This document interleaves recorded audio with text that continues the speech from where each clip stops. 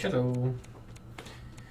So apparently we forgot to turn on our mic for this particular match. This is my match against Saturninhinhin.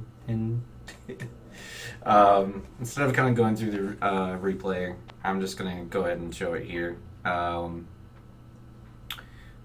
show it real time. This is best of the rest. This is week 2. Shout out to Saturn. I'm just going to use a short version of his name. I said this in my post, but just in case you'll read the forums.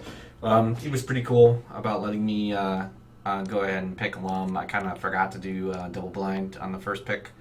Let him know, hey, I'm going to pick alum, but I can pick somebody else. I know it's a direct CP to grappler, so I didn't want to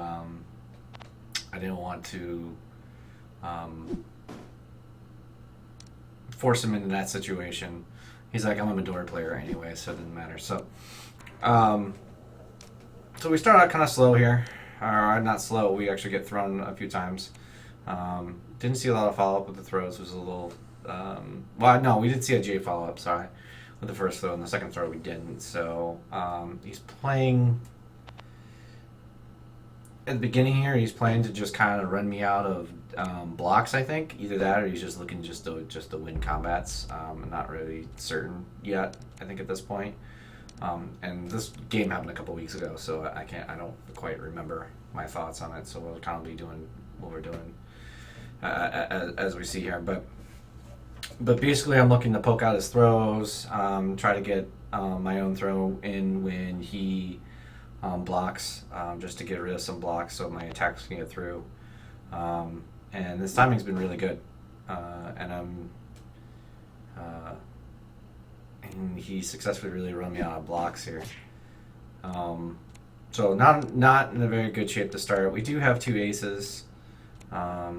We did unfortunately have to use a poker flourish for a block earlier, and we end up getting thrown with it. So not a good look to begin here, but at least we get a 6 throw on a block for him, keeping his hand size down a little bit. We got QQ. We don't really anything to go with the J, other than JQQ.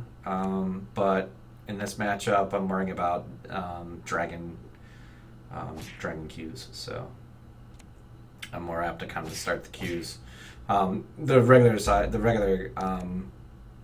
The regular queen for Midori will also beat the Q, and we do get the QQ back. So that's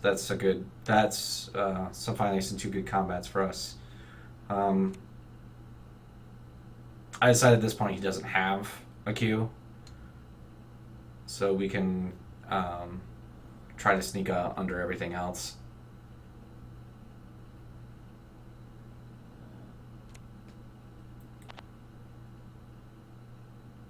And he's playing like a very super heavy throw range.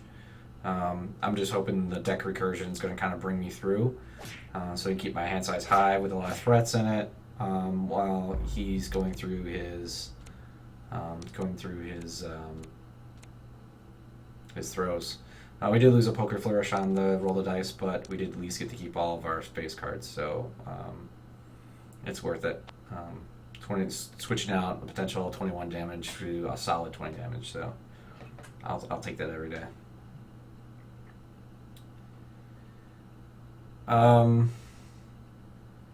Couple different ways we can go here. I was thinking at this point that he's either run himself out of throws, or he's just, I poked him out enough where he's going to start changing to blocks himself. So thinking it was worthwhile to go ahead and take a turn to block there. At this point, we have a pretty healthy hand. We can pretty much do whatever we want. Probably going a little bit greedy with the jack there, but at this point, if we get beat by the queen, we still have two queens left, and that was the other thing too. I didn't want to get caught losing one of my queens to a block. Unfortunately, we do lose the jack here. We just go ahead and take a draw, and we do draw on the poker flourish, so I'm not really going to use those 4s right now. So let's So might as well try to get some damage on board with the Poker Flourishings. I already have the aces.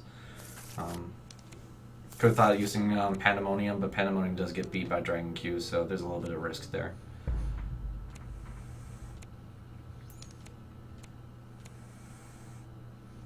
So we go ahead and play Blackjack off the 4 of a kind.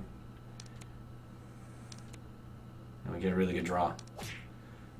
Get 18 damage, which is decent damage for Blackjack. And we have a bunch of pairs that we could get it back if we get Poker Flourish number 4. I am contemplating playing Blackjack Raw against the perceived attack range. But he hasn't really shown a lot of attack yet. He's been mostly throws and blocks. In fact, I'm not even sure he's even. I don't even remember if he's played an attack yet or not. I don't think he has. Which should say to me, and I don't know if it did during the match, it probably didn't, is that he's really digging for something to be able to fight some of my attacks that I've shown. There he goes and goes for a duff. I've only shown one throw. Maybe he was thinking that it's been a long time since I've thrown and he's shown a lot of blocks, so he's going to go ahead and try to duff. Which is a fine thought. There's nothing wrong with that. So it was a good play on his part. Unfortunately, just didn't get paid off. Since I drew the 3rd Q, I'm using that as my hand telling me I should play Q this turn. That's really all that is. Even if I lose it to a block, I still get I still have QQ left. I take a look at his discard. Look to see the only dragon move he's got in there is a jack, so I'm not too worried about him getting one back. Even if he does block, it's not that big of a deal. Jacks I can deal with.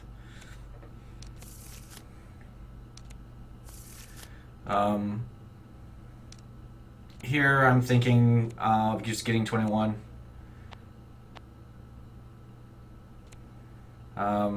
I probably should have been thinking, if I haven't done it yet, to get the 3rd ace for kill.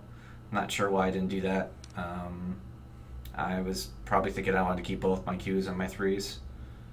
Hand size was getting big enough that I guess it was okay for me to go ahead and do that, but to give myself an option after, maybe I win one more combat.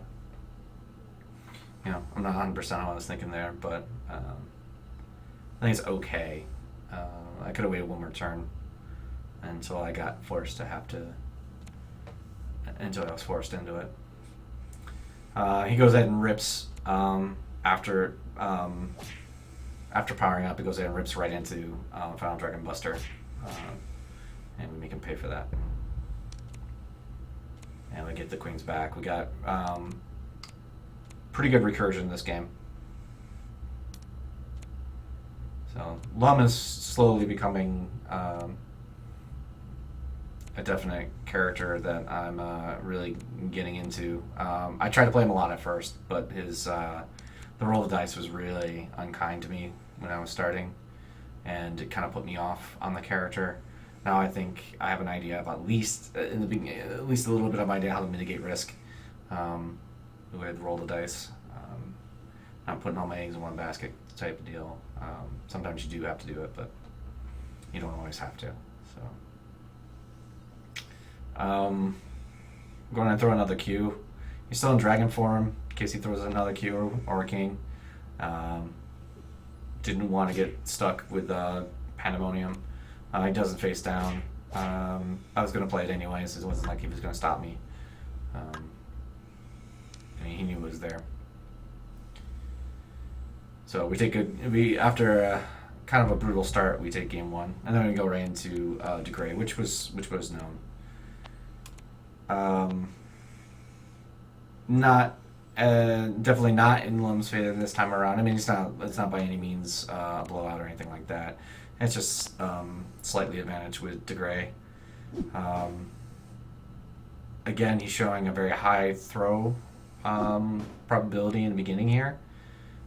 This does come into play in my decisions later on, for better or for worse.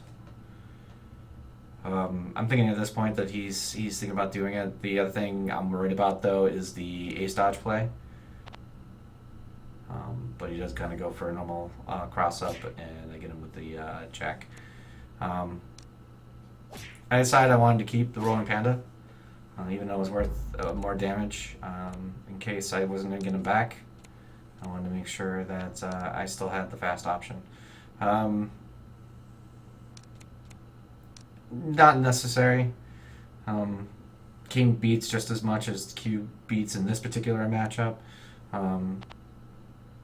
So I think I would have been better off just using the Q for the damage and just hoping to get it back.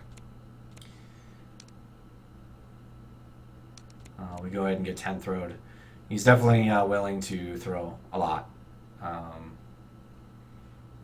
especially early, trying to again scoop up all those blocks. It can be a good strategy, but used too often, I think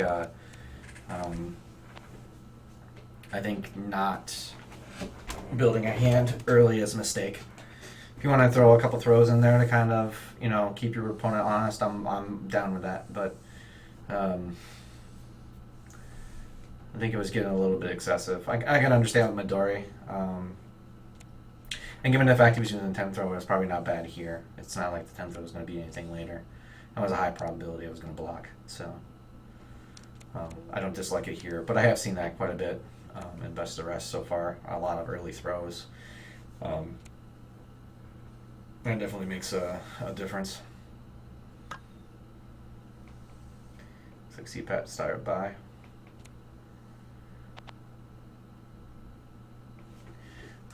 I actually have my camera right now on, it's covering my camera from when I actually recorded this. And I'm sitting there just slogging down coffee the entire time. It's kind of funny, like every 2 seconds, taking a swig of coffee. It's definitely my lifeblood in the mornings. Anyways, back to the match. So we've seen the ace dodge. We know it's there. So we're playing a little bit scared. We're hoping that we can find the right opportunity to be able to pluck it out of his hand. But at this point, he is now powering up for a second one, so that's no longer a play. We now just have to time correctly.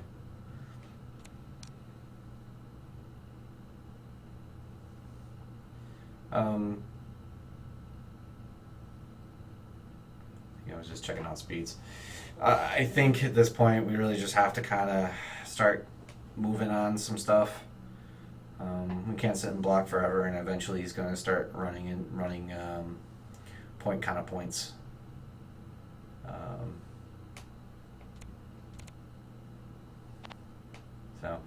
So we do go ahead and go for it, and we do catch a point kind of point. Really, if you treat them just like raw bunkers, you're going to be fine. It's pretty much the same exact thing. I say screw it. There's the potential for me to get them back. I should definitely use every opportunity to get that damage in, especially against a Gray, since he could just manhandle me in a very short amount of time. So it's kind of worth it. Pretty clear point counterpoint play after the other point counterpoint. I decide not to play into it just in case, so we get whacked with it. He could have played the mix-up. Given he had two aces, I had to put something down. I didn't have to put the Joker down there. I hadn't really faced down much yet, so I probably would have been better off one of the threes, even though it's a pair, or possibly the king as well. The single king probably would have been better.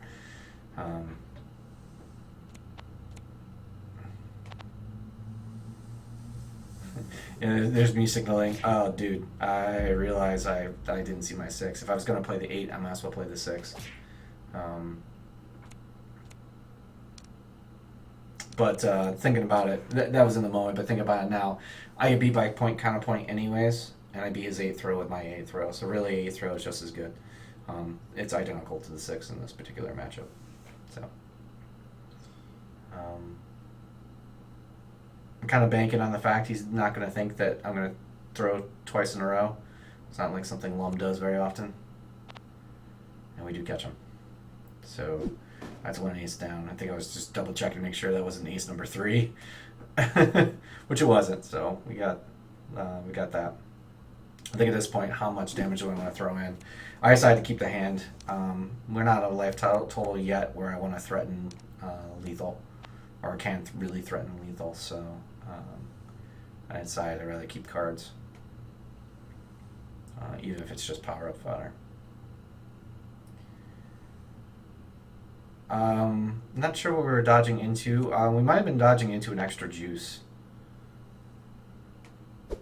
Oh no, we're probably dodging into QQ. Yeah, we're dodging into QQ. Okay. Extra juice is not that much more. It's only like 6 more. Now we're in a good spot. We've picked up ace number 2, so we have 21 ready to go. We also have Poker Flourish available. We can trade into 3s for 4 of a kind.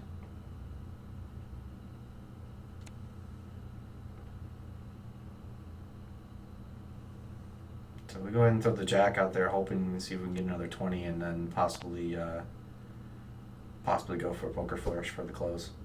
Unfortunately, we hit the other respite or repost. We go ahead and play face down here. He does decide to bunker us, which is fine, whether we had it or not. Any way to get a knockdown is probably good. Here we make a interesting play. So I'm actually thinking about it here. So we could, go for Poker Flourish as per usual. We end up just having 1 ace, 2 queens, and a 10 back. But I decide here to go for the 4 aces. 4 aces is lethal. It does 45 damage. So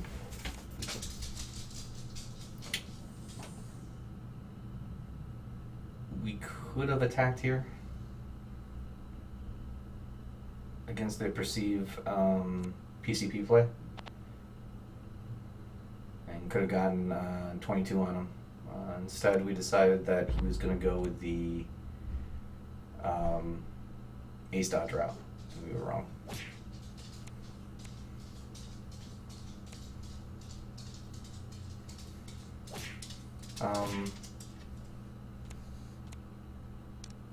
Kind of a weird add at the end. If you really only had jack left to add, it was probably just worth it just to respect the face down.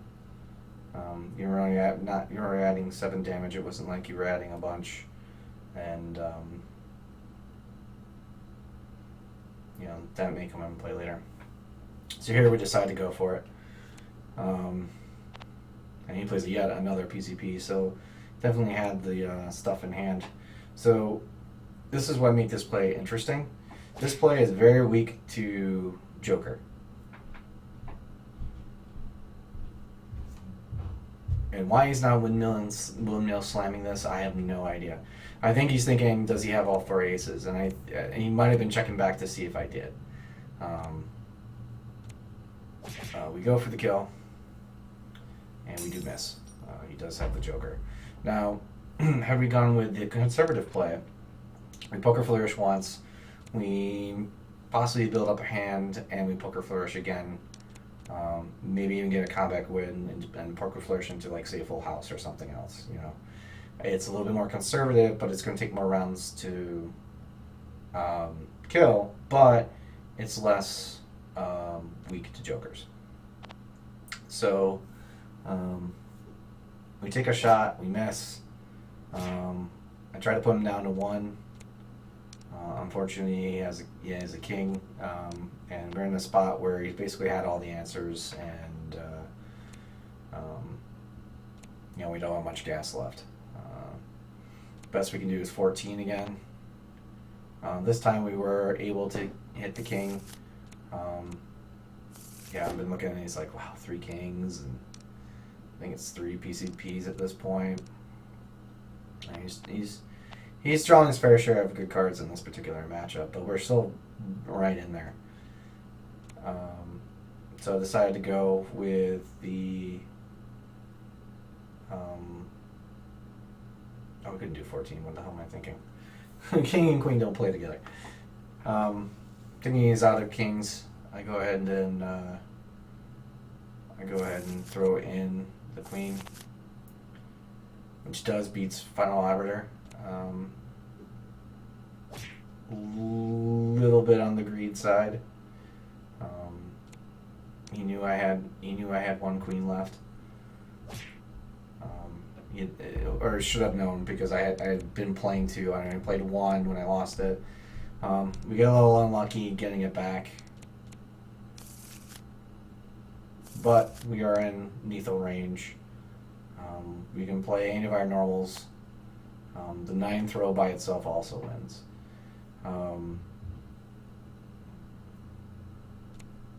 We go ahead and play 9 throw, hoping that he decides to dodge this turn. Plays a 2.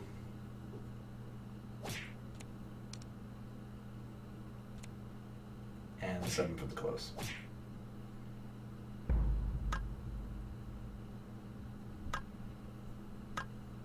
Yeah, and I did mention, I didn't think you would attack on the slow turn. My attacks are superior. The king would have beaten any attack that he had. So, given the slow turn, so it was a bit. It really only beat throws. If I dodged or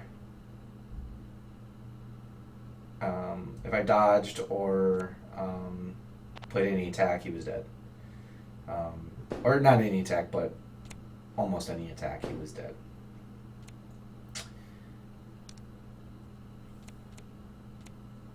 So we move into Persephone. I was practicing my then team. Since that time, I have changed my team for the trio tournament to Argagark instead. Reason being is I'm not great at Persephone. I had to learn between this game and follow on to the next game, that game. That I'm not a good Persephone player. So, what are you going to do? And I've had decent success with ARG and other tournament games, and Yomi League. So I decided it was a much stronger pick for me. So my team is now Team Beastman. Trock, ARG, and Lum.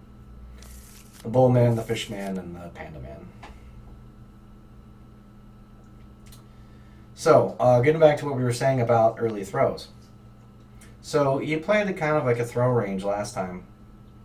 And this time, I decided that, well, not decide, I don't have the throws to contest if he decided to do that. I had a 10 and a 9 throw.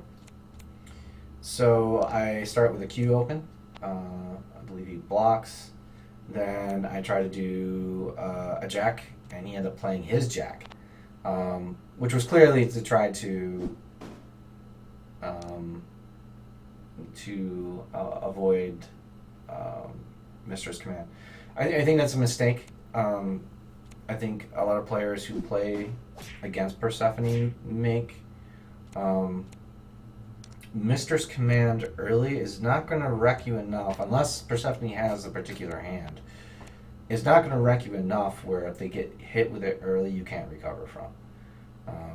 Sure, they're going to get to know your hand, but there's going to be a lot of game left. And just because someone knows your hand doesn't necessarily mean know how you're going to play the hand. It's really... the problem is it's an exploitable defense. So we at least get the knockdown here. I don't know about that play. I think I was looking to kind of start controlling his hand, but he had 8 cards in hand. There was probably no reason for me to try to play the Barrier Soul play. I should have gone for a dodge, and I think I realized this after the fact. I really need a dodge in there since I don't have one. Just to have the option. So yeah, you got to be careful about the play. Persephone needs to build a hand too, to start. And without a hand, it's not like she'll have good cards to pick out of the graveyard anyways. We end up doing a clash here. His clash is better than my clash, especially at the life totals we're at, so it's a very good trade for him. We're at 4 cards. We don't have a really good... we don't have anything really good to play. We've still not seen a throw under 7, but we do need to get back down on the ground. We could dodge into it. But then we just lose the PCP. We end up clash. No, I end up winning. I forgot what 0.6, not 0.8. So we do end up winning that. So at least we get lucky there. I do not. As you see, this time is like, okay, I go for the dodge this time, but this time I have a dodge in hand. So, could have gone for something else. And so far, what I feel has been 2 misuses of the innate there. And he showed he's willing to roll Qs. So, not Qs, but kings. So I go ahead and dodge. He decides to do just regular 6. Look at the 6 block that I could have thrown there. Didn't really want to throw from that position, given that I only had the 9 throw. If you look up PCP, I'd be in some serious doo-doo. And then we also made another mistake. I could have turned those 2 trues into aces, so I could have threatened ace-ace, which would be another play. I think out of frustration at this point, I go for the Mistress Command to see if I could catch out something like a bonk or a PCP. Unfortunately, it doesn't work out. We shot the Barrier Soul. We get some decent stuff in there. We're grabbing ace, and which is one less ace for him to dig out to get back Barrier Souls. But it's shown that he's had very little ace in his hand, but he's made it work. He's won a lot of combats this particular game, and I haven't been able to do much.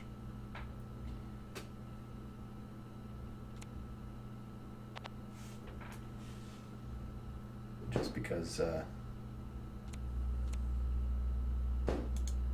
we get a little puggy love.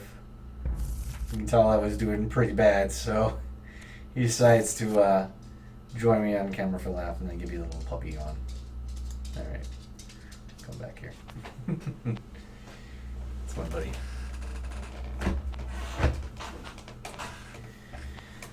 So now we're sitting on 3 9s.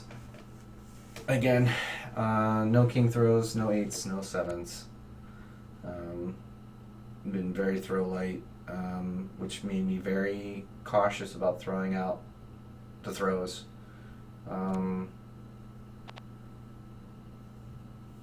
But in this case, it led us to beat out a PCP. Unfortunately, we have nowhere to go with this. We finally do find a king, but we don't really have a good follow-up. Would have been better if we had ace-ace, but we just didn't. So now we find a king and an 8, although we're really low life. We're basically in mode of, okay, we lose one more combat, we're done. I think if I was going to dodge into a throw here, it might have been just better to rip it. We would have lost either way. But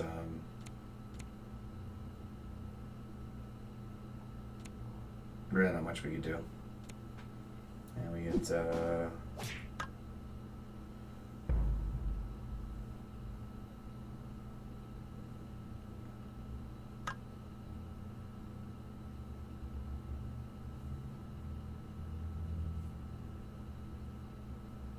I've told him about my little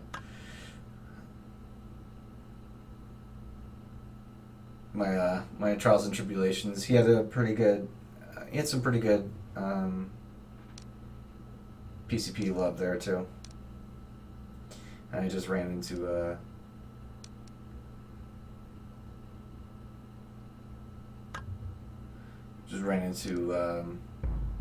just a lot of trouble there. So, all right. So we're on game 4, down 2-1, and comes out with gonna come out with Trock. This is the character I have the most play with in tournament settings. If anybody could close it out for me, it would be Trock. In the best of 5 scenario, I don't have to do much. I go back to the block play. Mostly because I wasn't ready to throw out anything. One of the big issues is people want to defend against K-throw. I don't like throwing out K-throws early. I think it's a waste of 15 because right now a lot of people just play against it right from the get-go. Maybe that's given away a little bit of the way I play Trock right now. But, you know, people change and I'll change and I'll start throwing Qs, you know. Not Qs, but I'll start throwing Ks again. But I don't like opening with it. I don't like I don't like it in the beginning of the game, mostly.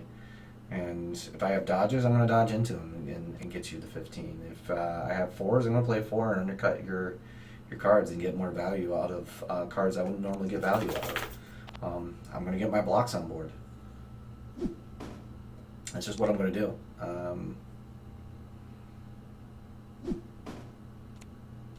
I think too many people have fallen into that defense. And I think those who play Trock and Rook have noticed. So you gotta be careful.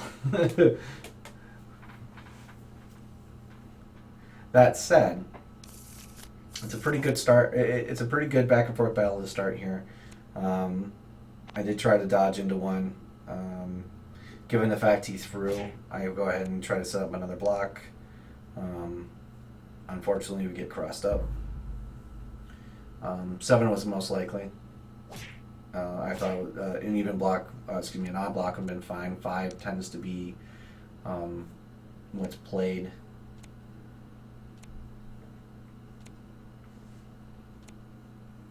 But we do end up getting crossed up, so we do find another block. I think at this point I'm looking to go ahead and get 2 blocks online, so I can start doing some damage with my normals. And we're successful. Speaking of puppy love, come here, buddy. Come here, buddy. There you go. Oh, here we are. All right, so we got giant growth up. Here, let's get this out of your way. Got giant growth up. Now we're going to start throwing K throws. He could start dodging. He also could start feeling comfortable. We end up getting bonked though, unfortunately. Could have been a bonk to protect against Beast Unleash. One of the things you got to be careful of as a Trock player is that there's a perception of very high throw probability after you hit that second block. So there could be a lot of throw defense. So hindsight, probably wasn't the best turn to go ahead and roll out a K throw there. Possibly a dodge, possibly something like a 4. But it did allow me to hit this game. He didn't think I would have another one, and again, I think he was playing Beast Unleashed defense, which doesn't mean he doesn't have a Joker. It's either that or he does have the Joker and he has the backup to if I dodge it, he can still Joker it, but he'll end up hitting it instead. So it's a mind game at this point. But I am going to try to kind of go under another King Defense or a Bonk. Especially in this particular matchup, 4s are even stronger because the Greys do like to rock Hughes, and again, here's a spot where I make him pay for it. We're going to get extra damage off of this because of the blocks.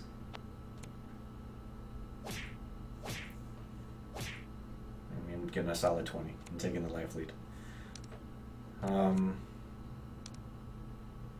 No reason the War Stomp. He hasn't shown he has ace yet. Let's not knock him down and prevent him dodging.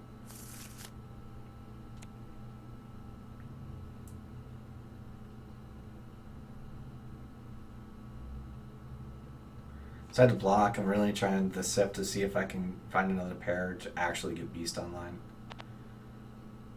And we end up kicking out Troublesome Rhetoric, and either he's value trapping or he definitely does not have the ace. We do find our other pair, so now we can have Beast ready to go.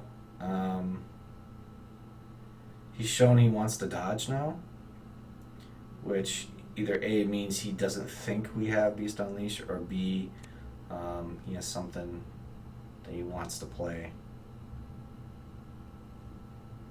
which I'm not sure what it would be. I guess another Pile Bunker possibly.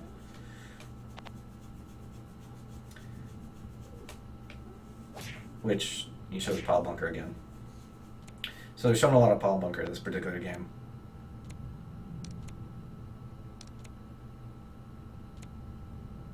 Now we're willing to go ahead and give him Beast. Now we're going to War Stomp. I'm not sure what War Stomp does here. I think I was maybe just looking for some card draw for myself.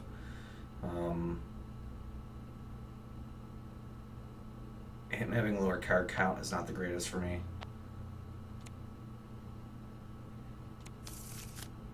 I am looking, giving the situation that 220s work, and I have a way to get 20, that I'm going to go ahead and try for a hit confirm.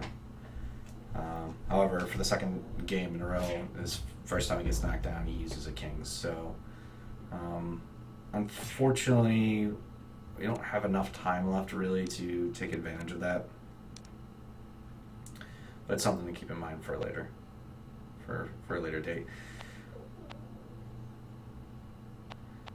Again, I'm a little worried about Pile Bunker. Not Pile Bunker, sorry. PCP. It's going to beat Beast Unleashed. It's going to beat a dodge into it. I decided to play good move here. And we pay off hitting his hidden Final Arbiter.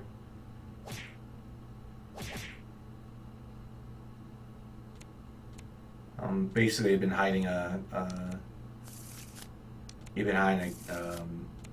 the aces for some time, and decided to rip it there. Not sure why, other than to kind of super poke out something, but it didn't kill. I threw out a good move because it did set up a kill for me with the other two aces. Here I'm trying to make a decision. Do I try to cross them up? And if I get the cross up, I do it lethal. If he plays PCP, I beat that. Unfortunately, he wakes up a Joker this time. So he's woke up King, he's woke up Joker. Two unfortunate things for me, because now we have Final Arbiter back up again. And now we gotta play the dance. Does he play the dodge? Does he play Final Arbiter? Does he play PCP? So, while one right guess could give me the game, the Gray has a much better mix-up as disposal. So,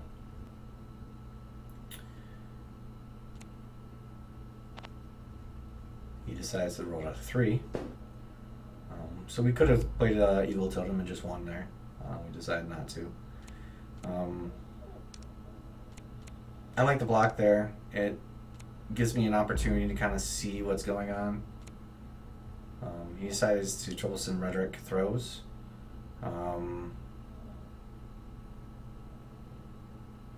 Which says to me that he's favoring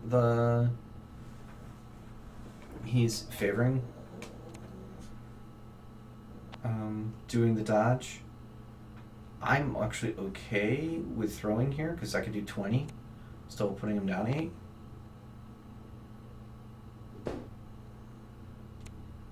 He ends up playing. He ends up playing into.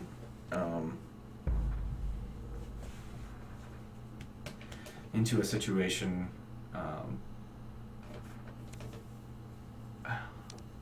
He ends up playing something that a throw would beat. So okay, I'm like, does he do the same thing this time? Calls out throws again. So now we have a K throw.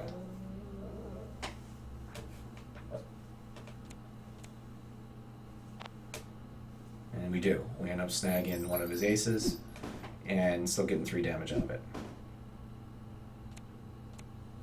So yeah, even though he scores the K wasn't going to win us the game anyway, but it was definitely going to beat pretty much everything else other than PCP there. And PCP would have been kind of dangerous given the fact that if I decide to roll out an attack that beats PCP, he just loses.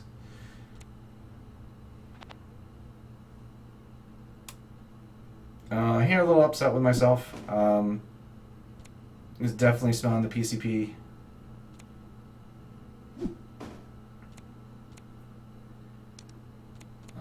And I didn't pull the trigger on it. I instead decided to block.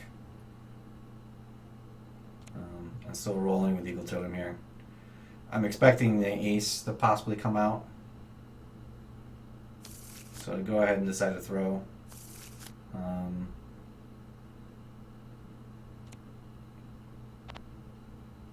Ends up hitting with a J, which is a very interesting normal here. Not normal, but an interesting face card. It gets beaten out by my J. My J does not kill. Gets beaten out by my ace. My aces do kill. But if you notice the matchup, you notice I'm unlikely to play fast jacks. But I'm not sure if he's aware of the matchup or not. But if I'm going to play an attack there, it's going to beat that J almost 100% of the time. So it was a pretty low percentage play, but it worked out. I mean, it basically was there to bonk out a throw. Finally, I decided to ace. Unfortunately, no joker. I had no jokers that game. We've gone through 32 cards of my deck, didn't see a single joker, and we lose.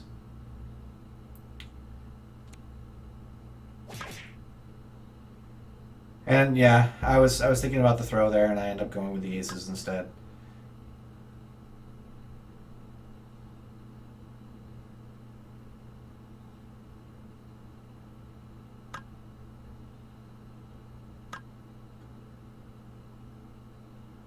And yeah, it was a good thought. But I had about 2 or 3 different plays that I was thinking about, talked myself out of, and it would have been the right play for the win. So, and